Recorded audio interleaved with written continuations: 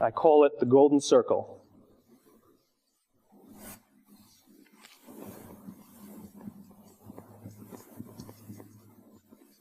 Why, how, what?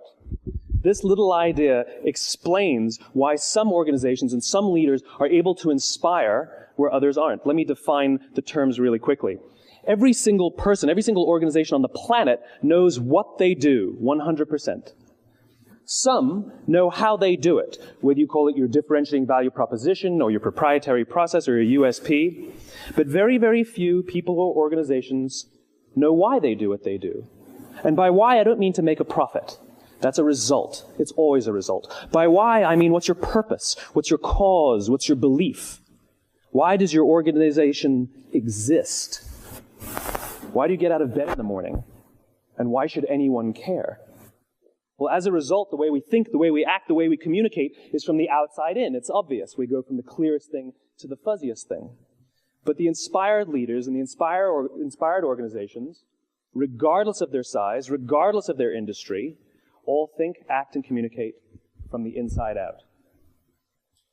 Let me give you an example. I use Apple because they're easy to understand and everybody gets it.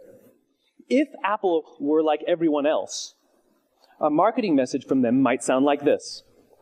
We make great computers. They're beautifully designed, simple to use, and user-friendly. Want to buy one? Meh.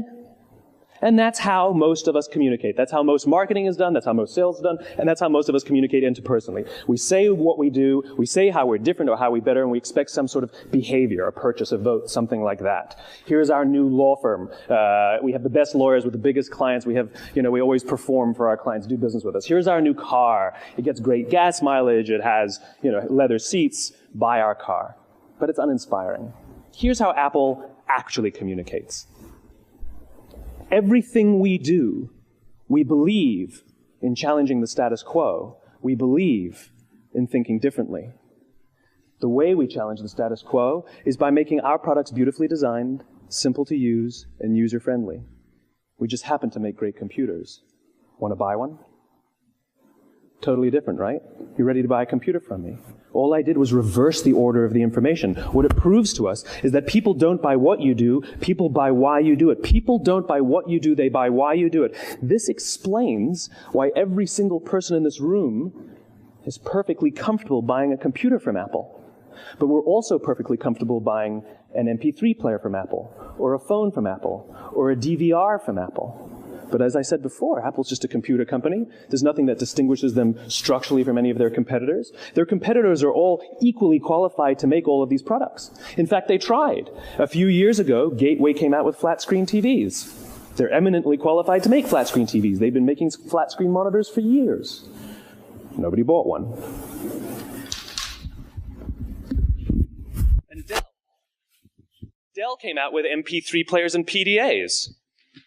And they make great quality products, and they can make perfectly well-designed products, and nobody bought one. In fact, talking about it now, we can't even imagine buying an MP3 player from Dell. Why would you buy an MP3 player from a computer company? But we do it every day.